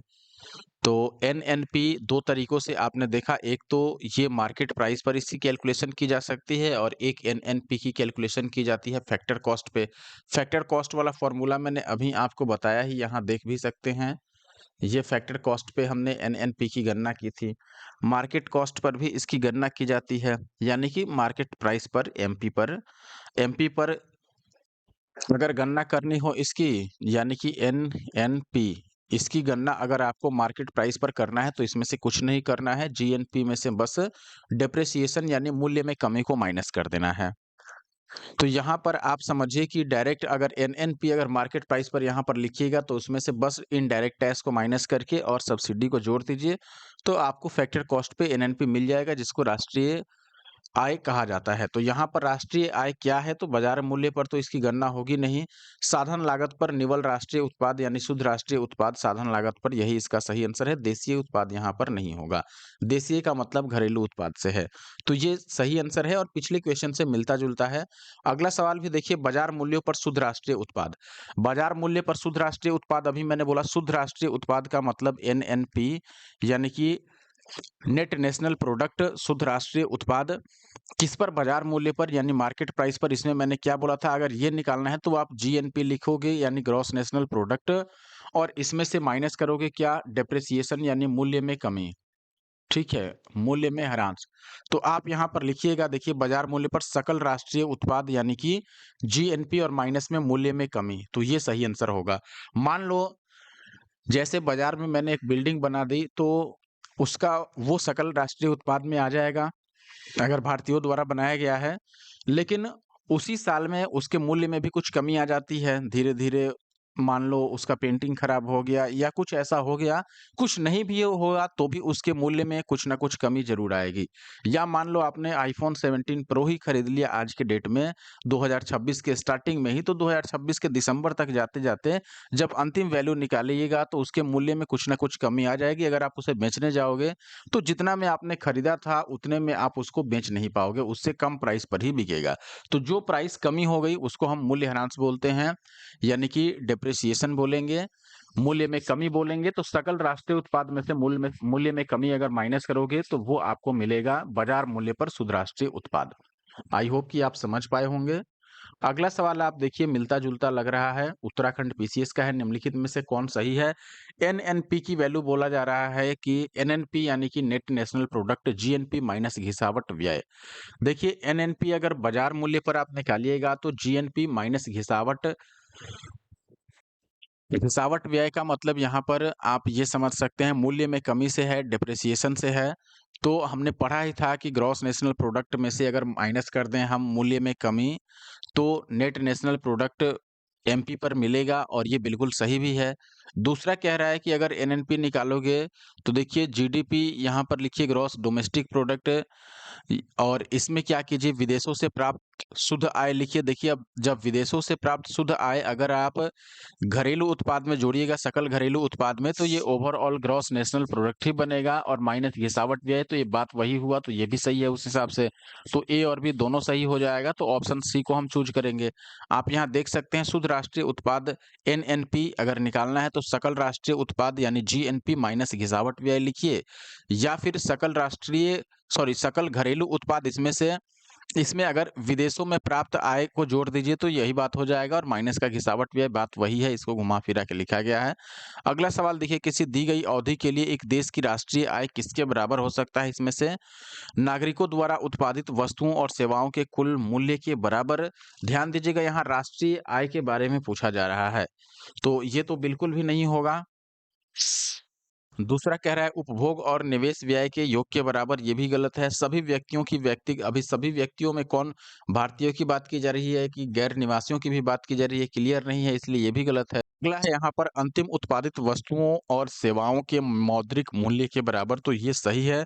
देखिए, अंतिम लेना जरूरी है। राष्ट्रीय आय से आशय किसी अर्थव्यवस्था में एक विशेष समय अवधि, जैसे कि एक कंप्लीट ईयर की बात कर रहे हैं, उसमें जो देश के नागरिक हैं उनके द्वारा, ध्यान दीजिएगा मैंने नोट्स में भी बहुत अच्छे से क्लेरिफाई किया था, तो देश के नागरिकों द्वारा उत्पादित ओवरऑल जो अंतिम वस्तुएं हैं और जो सेवाएं दी गई देश के नागरिकों द्वारा, उनका ओवरऑल जो मौद्रिक मूल्य होगा, टोटल वैल्यू होगा, उसको राष्ट्रीय आय बोला जाएगा उस देश के लिए। भारत में राष्ट्रीय आय की गणना किसके द्वारा किया जाता है? सांख्यिकी एवं कार्यक्रम कार्यान्वयन मंत्रालय, भारत सरकार के तहत जो कार्यालय है, राष्ट्रीय सांख्यिकी कार्यालय यानी कि एनएसओ, इसके द्वारा। पहले यह सीएसओ यानी कि केंद्रीय सांख्यिकी कार्यालय द्वारा किया जाता था, लेकिन अब राष्ट्रीय सांख्यिकी कार्यालय द्वारा भारत की राष्ट्रीय आय की गणना की जाती है। सवाल देखिए दोस्तों, बहुत अच्छा सवाल है, समझने लायक है। हालांकि यूपीएससी प्री 2000 का ही सवाल है। एक खुली हुई अर्थव्यवस्था में अर्थव्यवस्था की राष्ट्रीय आय जो है उसको वाई से डिनोट किया जाता है। साथ ही कुछ अलग-अलग यहाँ पर लेटर्स दिए गए हैं, जैसे सी है, आई है, फिर जी है, एक्स है, एम है। सबका अर्थ है, सी का मतलब है उपभोग, फिर आई का मतलब है निवेश, जी का मतलब है सरकारी खर्च, और एक्स का मतलब क्या है यहाँ पर? कुल निर्यात यानी एक्सपोर्ट, और एम का मतलब है कुल आयात यानी इंपोर्ट। तो अब बताना है इनमें से वाई के लिए सही फॉर्मूला कौन सा हो सकता है, वाई यानी कि राष्ट्रीय आय के लिए। देखिए, राष्ट्रीय आय आय में निश्चित रूप से जो दूसरे देश को दिया जाना है उसको तो माइनस किया जाएगा। सबसे पहले हम बात करेंगे इंपोर्ट और एक्सपोर्ट की। तो देखिए, फायदा कब होगा? जब हम एक्सपोर्ट ज्यादा करें और इंपोर्ट कम करें। सही बात है कि नहीं? यानी कि हमने कम खरीदा लेकिन बेचा अधिक, तो ऐसे में हमें फायदा होगा। तो जितना हमने बेचा और जितना खरीदा उसके अंतर को हम क्या करते हैं? राष्ट्रीय आय में ऐड करते हैं ओवरऑल। तो एक्सपोर्ट माइनस इंपोर्ट करेंगे, एक्स माइनस एम को हम ऐड करेंगे। एक्स माइनस एम को यहाँ ऐड किया गया है और यहाँ भी ऐड किया, यहाँ नहीं, यहाँ तो एम को लिया ही नहीं गया है, यहाँ पे ऐड किया गया है। ये तो ऐसे ही गलत हो गया, इसमें इंपोर्ट को कोई वैल्यू ही नहीं दिया गया। यहाँ पर देखिएगा, तो यहाँ एक्स को ही माइनस कर दिया गया है, तो ये भी गलत हो गया। हमें एक्स माइनस एम यानी कि आयात और निर्यात के अंतर को हमें ऐड करना है। तो यहाँ पर और यहाँ पर ऐड किया गया है, लेकिन यहाँ पर देखिए जी को एक बार प्लस किया, एक बार जी को माइनस किया, तो फायदा ही क्या रहा? ये तो कैंसिल आउट हो जाएगा, ये भी गलत है। तो ऑप्शन सी जो बचा वो सही है। फिर से याद रख लीजिए, देखिए जो उपभोग हुआ उसको ऐड करेंगे क्योंकि वो भी आय है, और फिर निवेश, आय से ही लोग निवेश करता है, सरकारी खर्च यहाँ पर यानी कि जी, वो भी ऐड होगा इसमें, और फिर यहाँ पर आ जाता है आयात माइनस का निर्यात। ठीक है, आयात माइनस निर्यात करने से अच्छा है कि निर्यात पहले माइनस कर लो, आयात बाद में लिखो। यानी कि हम लिखेंगे निर्यात माइनस आयात। कारण क्या है कि निर्यात अधिक होगा, आयात कम होगा, तभी फायदा होगा। यानी एक्सपोर्ट माइनस का इंपोर्ट। तो एक्सपोर्ट अधिक करेंगे, इंपोर्ट कम करेंगे, तब फायदा होगा। और जब ये पॉजिटिव वैल्यू आता है तो विदेशों से आय होती है, ये वैल्यू निगेटिव हो गया, इसका मतलब विदेशों से आय नहीं हुआ, विदेशों को ही हमने ज्यादा पैसा दे दिया। तो ऑप्शन सी यहाँ पर सही है। आप इसको और आसान भाषा में यहाँ समझ सकते हैं। वाई यानी राष्ट्रीय आय बराबर हो गया सी यानी उपभोग पर व्यय, और व्यय विधि से ये निकाला गया है खास करके। आई का मतलब हो गया निवेश में कितना व्यय हो गया, जी का मतलब सरकारी व्यय कितना हुआ और एक्स माइनस एम यानी कि निर्यात और आयात का अंतर। ये मैंने नोट्स में भी समझाया था दोस्तों, और यहाँ पर हमने राष्ट्रीय आय कैलकुलेशन की 3 विधियाँ उसमें पढ़ी थी। तीनों विधियाँ में एक था आपका व्यय विधि, दूसरा था हमारे पास व्यय विधि के बाद उत्पादन विधि, उत्पादन विधि, और तीसरा एक था जिसको हम कहते हैं आय विधि। तो ये व्यय विधि से निकाला गया है और ये हमने व्यय विधि में पढ़ा भी था कि व्यय विधि में हम कैसे निकालते हैं। आई होप आपको याद होगा, नहीं याद होगा तो यहाँ फिर से याद कर लीजिए। अब अगला सवाल देखिए 66वीं बीपीएससी का है, निम्नलिखित में से कौन सी एक सकल घरेलू उत्पाद यानी जीडीपी की गणना की विधि नहीं है। देखिए जीडीपी के गणना की बात की जा रही है, तो उत्पादन विधि, आय विधि, व्यय विधि, ये सब हालांकि राष्ट्रीय आय के आकलन की ये सारी विधियां हैं, लेकिन इनसे जीडीपी की भी गणना की जा सकती है। और इस हिसाब से देखिएगा तो ऑप्शन बी जो है यानी ह्रासमान लागत विधि, इसके द्वारा इसकी गणना जीडीपी की गणना नहीं की जा सकती है, तो ऑप्शन बी इनमें सबसे अलग है। आप देखिएगा जीडीपी की गणना करने की 3 विधियां हैं, उत्पादन विधि है, आय विधि है, व्यय विधि है। ह्रासमान लागत विधि के माध्यम से सकल घरेलू उत्पाद यानी कि जीडीपी की गणना नहीं की जाती है, इसलिए ऑप्शन बी सही आंसर था। अगला सवाल आप देखिए उत्तराखंड पीसीएस का है, निवल राष्ट्रीय उत्पाद यानी कि इसको शुद्ध राष्ट्रीय उत्पाद भी कह सकते हैं और सकल राष्ट्रीय उत्पाद यानी ग्रॉस नेशनल प्रोडक्ट क्या है। राष्ट्रीय उत्पाद का मूल्य मापन है या फिर खंड लागत पर राष्ट्रीय उपज के मूल्य का मूल्यांकन है या निर्यात का मूल्य मापन है या फिर भिन्न भिन्न है। देखिए सबसे पहले तो चाहे नेट नेशनल प्रोडक्ट हो या ग्रॉस नेशनल प्रोडक्ट हो, दोनों ही राष्ट्रीय उत्पाद का मूल्य मापते हैं। राष्ट्रीय स्तर पर जो भी उत्पादन किया जाता है उनका मूल्य मापन होता है। लेकिन यहाँ एक चीज है, जैसे सकल राष्ट्रीय उत्पाद देखिएगा तो ये है जो भारतीय लोग हैं, चाहे किसी देश की अगर सकल राष्ट्रीय उत्पाद की बात कीजिएगा तो उस देश के जो भी नागरिक होंगे वो उस देश के अंदर या फिर उस देश के बाहर दोनों ही जगह काम करके जो भी राशि अर्जित करते हैं या जो सेवाएं देते हैं, जो प्रोडक्ट बनाते हैं, वो सब ओवरऑल क्या कहलाता है, सकल राष्ट्रीय उत्पाद में वो शामिल हो जाता है। लेकिन उसमें जो मूल्य में कमी होती है, ह्रांस जो होता है, डेप्रिसिएशन जो होता है, जब उसको माइनस कीजिएगा मूल्य में कमी को, तब आपको नेट नेशनल प्रोडक्ट यानी शुद्ध आय कितना हुआ ये पता चलता है। जैसे मान लो मैंने ही उत्पादन कर दिया किसी चीज़ का या कोई चीज़ खरीद लिया, जैसे मैंने आईफ़ोन का एग्ज़ाम्पल दिया था, और वर्ष खत्म होते-होते उसके मूल्य में कुछ कमी हो जाती है, उसको जब माइनस कीजिएगा तो निवल राष्ट्रीय उत्पाद आपको प्राप्त होता है। तो दोनों शब्द तो अलग-अलग है यानी भिन्न-भिन्न है, लेकिन दोनों का काम है राष्ट्रीय उत्पाद के मूल्य की मापन करना, तो यहाँ ए भी सही हो जाता है, डी भी सही हो जाता है।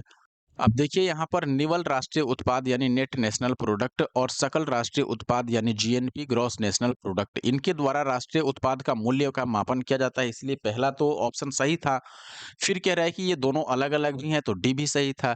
जहां आप देखिएगा जीएनपी का मतलब देश के नागरिकों द्वारा देश के अंदर या बाहर एक वर्ष में जो भी वस्तुओं का उत्पादन किया गया अंतिम रूप से, या जो सेवाएं दी गई उनका टोटल वैल्यू हुआ, जिसमें पूंजी ह्रास यानी डेप्रिसिएशन को घटाने पर आपको एनएनपी प्राप्त होगा, तो इसीलिए एनएनपी कहा जाता है। जीएनपी में से मूल्य में कमी को माइनस कर दीजिए, तो इस प्रकार ए और डी दोनों ही सही है।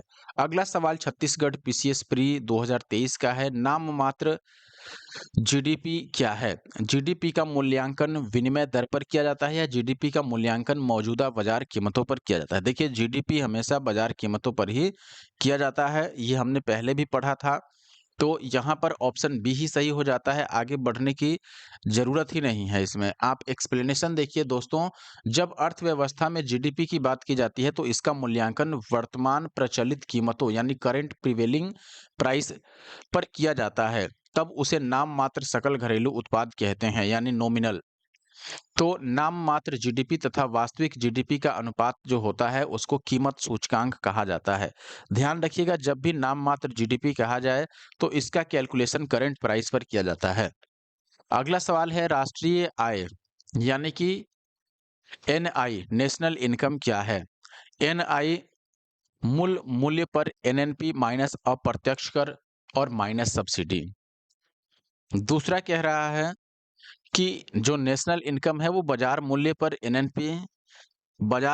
एनएनपी देखिए, और इसमें से अप्रत्यक्ष को घटाइए और सब्सिडी को ऐड कीजिए, ये तो हमने पढ़ा ही था, तो ये तो सही हो सकता है। यहाँ देखिए बाजार मूल्य पर एनएनपी और प्रत्यक्ष कर की बात ही नहीं है, अप्रत्यक्ष कर को घटाना रहता है, तो ये तो ऐसे ही गलत हो गया। यहाँ पर देखिए साधन लागत पर इसकी गणना नहीं होती है, बाजार मूल्य पर गणना होती है, ये हमने पढ़ा था। तो बाजार मूल्य पर जब गणना कीजिएगा तो बाजार मूल्य पर एनएनपी लिखिएगा, उसमें से अप्रत्यक्ष कर को घटाइएगा, और जब देखिए जो माइनस ये माइनस से मल्टीप्लाई कीजिएगा तो ये अप्रत्यक्ष कर माइनस आएगा और ये माइनस माइनस प्लस बन जाएगा जब ब्रैकेट हटाइएगा तो सब्सिडी को हम ऐड करते हैं, ये भी हमने पढ़ा था, तो ऑप्शन बी यहाँ पर सही हो गया। अप्रत्यक्ष कर को घटाना है और सरकारी सहायता को जोड़ना है। आप देखिए यहाँ पर बाजार कीमतों पर मूल्यांकित निवल राष्ट्रीय उत्पाद यानी एनएनपी में उपदान यानी सब्सिडी को शामिल करने पर जो प्राप्त होता है वह कारक क्या कहलाता है? निवल राष्ट्रीय उत्पाद यानी एनएनपी एट फैक्टर कॉस्ट अथवा राष्ट्रीय आय, इसी को हम कहते हैं नेशनल इनकम।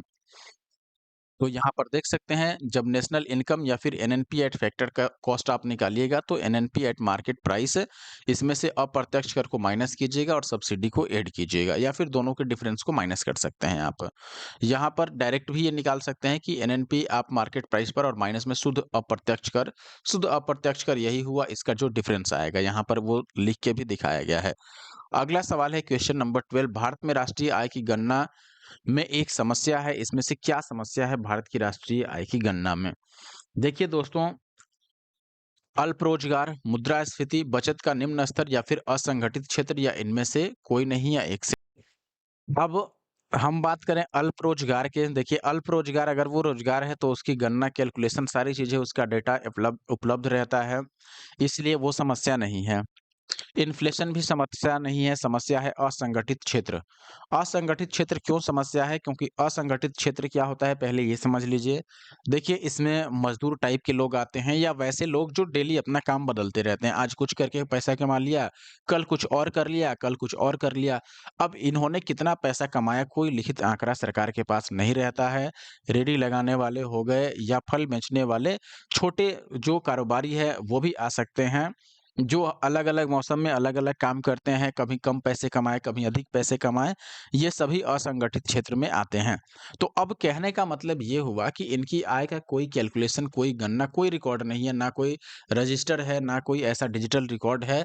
इसीलिए ये एक समस्या उत्पन्न होता है राष्ट्रीय आय की गणना में, क्योंकि इनकी सही आय पता नहीं चल पाता है कि ये कितना कमा रहे हैं, सही आय नहीं, इनका एवरेज लिया जाता है, इसीलिए ये राष्ट्रीय आय में वैल्यू थोड़ा बढ़ा सकते हैं या कम भी रख सकते हैं। यहाँ पर दोस्तों आप देख सकते हैं असंगठित क्षेत्र में काम करने वाले लोगों की आय गणना करना या इसको गिनती करने, इसका कैलकुलेशन करने का कोई भी उचित उपकरण या तरीका अभी उपलब्ध नहीं है, जिसके कारण भारत में राष्ट्रीय आय की गणना में असंगठित क्षेत्र एक समस्या है।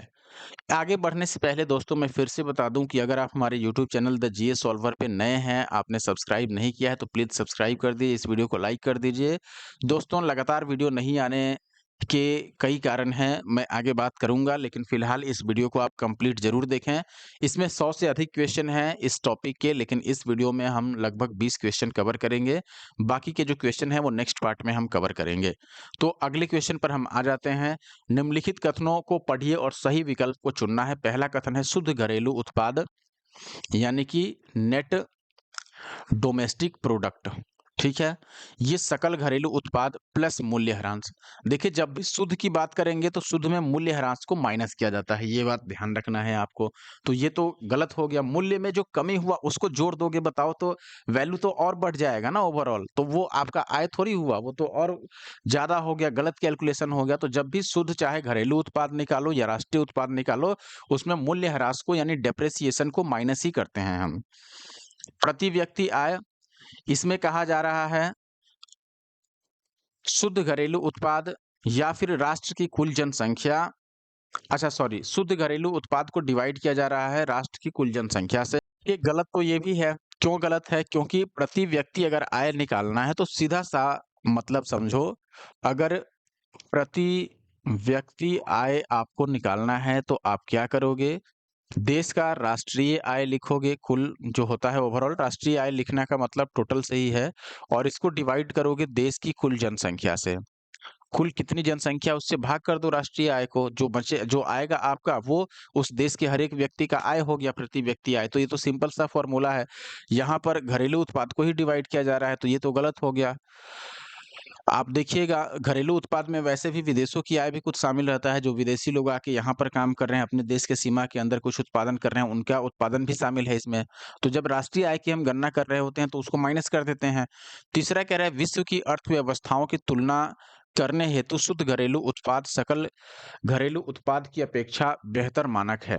इसको सही माना जा सकता है, क्यों सही माना जा सकता है? देखो, विश्व की किसी भी अर्थव्यवस्था की अगर बात कीजिएगा तो शुद्ध घरेलू उत्पाद सकल घरेलू उत्पाद की अपेक्षा बेहतर मानक है, अगर तुलना करना हो उनकी तो।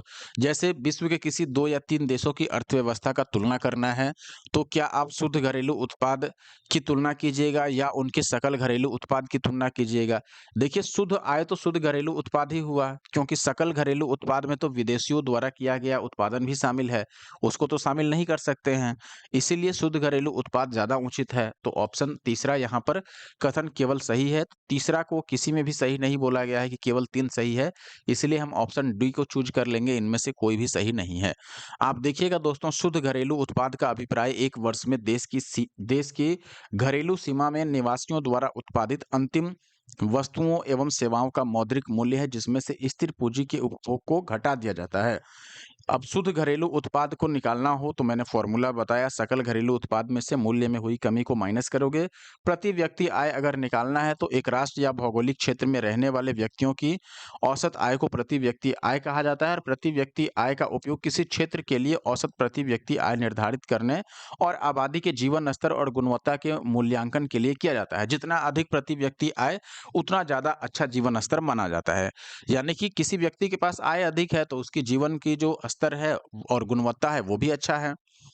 किसी राष्ट्र के लिए प्रति व्यक्ति आय की गणना कैसे करते हैं? देश की राष्ट्रीय आय डिवाइडेड बाय उसकी टोटल पॉपुलेशन यानी कुल जनसंख्या। अब देखिए, किसी देश की सीमा में एक निर्धारित समय के भीतर उत्पादित सभी अंतिम वस्तुओं और सेवाओं का कुल मौद्रिक मूल्य जो होता है उसको सकल घरेलू उत्पाद यानी जीडीपी कहते हैं। यह किसी देश के घरेलू उत्पाद का व्यापक माप होता है, और इससे किसी देश की अर्थव्यवस्था की सेहत का पता चलता है। जीडीपी ज़्यादा अच्छा है तो अर्थव्यवस्था अच्छा है, जीडीपी कम है तो अर्थव्यवस्था खराब है। जितना अधिक उत्पादन कीजिएगा उतना अच्छा है आपके देश के लिए। देखिए, विश्व की अर्थव्यवस्थाओं की अगर तुलना करना हो तो यहाँ पर शुद्ध घरेलू उत्पाद सकल घरेलू उत्पाद की अपेक्षा बेहतर माना जा सकता है, क्योंकि इसमें घिसावट मूल्य को यानी मूल्य में हुई कमी को माइनस कर दिया जाता है, जिससे वास्तविक अंतिम वस्तुओं और सेवाओं के मूल्य का पता चल जाता है। तो शुद्ध जो घरेलू उत्पाद है वो ज़्यादा उचित है कंपैरिजन के लिए। अगला सवाल प्रयोज्य आय से है, और ये भी हमने नोट्स में पढ़ा था। व्यक्तिगत प्रयोज्य आय यानी कि पीडीआई एक डैश है। देखिए, पीडीआई व्यक्तिगत आय माइनस व्यक्तिगत कर का भुगतान है, बिल्कुल गलत। पीडीआई व्यक्तिगत आय माइनस व्यक्तिगत कर का भुगतान और गैर कर का भुगतान। जो भी भुगतान करते हैं उसको तो माइनस कीजिएगा, तभी आपका निजी आय निकलेगा। तो इसीलिए प्रयोज्य आय व्यक्तिगत अगर निकालिएगा तो उसमें जो भी कर है उसको माइनस करना पड़ेगा, तो आपका सही निकलेगा उसका आय। अब मान लो मैंने अगर 50,000 मेरी आय है, उसमें से एक बार मैंने 10,000 टैक्स भर दिया, एक बार 1,000 टैक्स भर दिया। तो जो भी मैंने टैक्स भरा है वो तो मेरा इनकम फिर नहीं माना जाएगा, मैं इसको माइनस करूँगा। शुद्ध मेरा जो प्रयोज्य आय यानी कि निजी मेरा आय हुआ वो तो फिर मेरे पास इसमें से 10,000 माइनस करो तो 39,000 ही आएगा, ये 1,000 भी माइनस करके वही मेरा शुद्ध आय हुआ। तो वही यहाँ पर समझने की बात है। आप देखिए, जब व्यक्तिगत आय में से व्यक्तिगत कर भुगतान जैसे आयकर हो गया या जो भी टैक्स है या कोई शुल्क हो गया जो आप दे रहे हैं उसको घटा दिया जाता है, तब व्यक्तिगत प्रयोज्य आय यानी पर्सनल डिस्पोजेबल इनकम यानी पीडीआई बचता है। व्यक्तिगत प्रयोज्य आय यानी पीडीआई किसके बराबर होता है? सीधा आप लिखिएगा व्यक्तिगत आय यानी कितना आपकी कमाई हुई उसमें से माइनस कीजिएगा व्यक्तिगत कर का भुगतान और गैर कर का भुगतान। कई बार इसको लोग ऐसे भी लिखते हैं, पीडीआई इज इक्वल टू आपका जो इनकम हुआ माइनस में डायरेक्ट टैक्सेस आप माइनस कर दीजिए, तो जो वैल्यू आएगी वो आपकी पीडीआई होगी यानी कि पर्सनल डिस्पोजेबल इनकम। आप देखिएगा, व्यक्तिगत प्रयोज्य आय जो होता है यानी ये जो आय अब बचता है आपके पास टैक्स देने के बाद, वो आपके परिवार की समस्त आय का अंश होता है। जिसके एक अंश को वे उपभोग कर सकते हैं और शेष को बचा सकते हैं, यानी पीडीआई को बोला जाता है आय के लिए उपभोग और प्लस बचत। यानी कि अब यही वो पीडीआई के वाला जो इनकम है, इसी में से उपभोग भी किया जाएगा और बचत भी करेगा वो, क्योंकि जो देना था टैक्स वो दे चुका है। यदि एक दी गई समयावधि में कीमतें और मौद्रिक आय दोनों दोगुनी हो जाती हैं, तो वास्तविक आय का क्या होगा? कीमत भी दोगुना हो गया और मौद्रिक आय भी दोगुना हो गया। बहुत ध्यान से समझिएगा अब एक एग्जांपल से समझते हैं। मान लो मेरी जो इनकम है वो 100 है और मैं पहले कोई ₹50 का सामान खरीद रहा था। मेरी बचत अब ₹50 है, ठीक है? अब अगर मेरी इनकम भी डबल हो जाए, इनकम की हालाँकि बात ही नहीं की गई है यहाँ पर, कीमत और मौद्रिक आय दोनों को दोगुना किया गया है। ऐसे समझने से लेकिन नहीं होगा, ये गलत एग्ज़ाम्पल हो गया। मैं फिर से बताता हूँ आपको, देखो इस तरीके से आप समझिए। देखिए पहले तो मौद्रिक आय का मतलब पैसे वाला इनकम, मनी इनकम हो गया सीधे तौर पर। और कीमत, मान लो कोई वस्तु हम खरीदते हैं, मान लो मेरी इनकम, मान के चलो कि मेरी जो इनकम है वो ₹100 है और अब ₹100 से मान लो मैं कुछ खरीदता हूँ, मान लो मैंने बुक ही खरीदा, बुक्स मैंने खरीदा, एक बुक की कीमत जो है पर बुक की वो ₹10 है, तो मैं कितनी बुक खरीद सकता हूँ अभी? 10 बुक्स, 10 बुक्स मैं बाई कर पाऊँगा। अब मान लो मेरी इनकम डबल हो गई, तो मेरे पास अब ₹200 हैं, बुक की कीमत भी डबल हो गई, यानी कि अब ₹20 की एक बुक आ रही है, तो अब भी मैं कितने बुक खरीद सकता हूँ? अगर ₹200 मेरी इनकम हो गई और अब ₹20 की एक बुक आ रही है, तो अब भी मैं 10 ही बुक खरीद पाऊँगा। यानी कहने का मतलब ये है कि अगर आय और कीमत दोनों ही डबल हो जाए, तो कोई फ़ायदा नहीं होगा आपको। ऐसे में कोई परिवर्तन ही नहीं होगा, ये अपरिवर्तित रहेगा जो वास्तविक आय आपका रहेगा वो। क्योंकि ओवरऑल अभी भी उतना ही आपको खर्च करना पड़ेगा और जब खर्च उतना ही है, तो फिर कोई वास्तविक आय में परिवर्तन ही नहीं रहेगा। आप देखिए एक दी गई समयावधि में कीमतें और मौद्रिक आय दोनों यदि दोगुनी हो जाए, तो वास्तविक आय अपरिवर्तित रहेगा, क्योंकि बढ़ी हुई जो कीमत होगी, वह बढ़ी हुई मौद्रिक आय को संतुलित कर देगी। जिससे वास्तविक आय पर कोई प्रभाव ही नहीं पड़ेगा।